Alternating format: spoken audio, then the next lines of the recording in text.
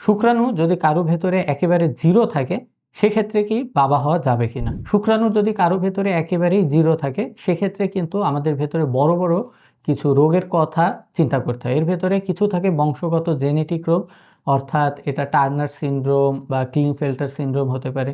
সেক্ষেত্রে কিন্তু আপনার বাবা হওয়ার সম্ভাবনাটা কিছুটা কমে আসে। তবে তার মানে কিন্তু এই নয় যে আপনি বাবা হতে পারবেনই না এমনটা গ্যারান্টি।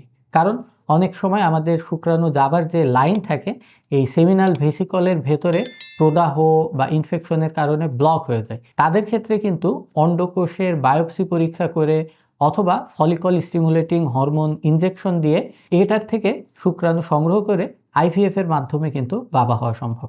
আর এছাড়াও যদি আপনার শুক্রাণুর সংখ্যা কম থাকে, এটার নড়াচড়া, গঠনগত ভাব অথবা ঘনত্ব এগুলোর কোনো সমস্যা থাকে, সেগুলো কিন্তু খুব সহজেই চিকিৎসার মাধ্যমে সমাধান করে বাবা হওয়া সম্ভব।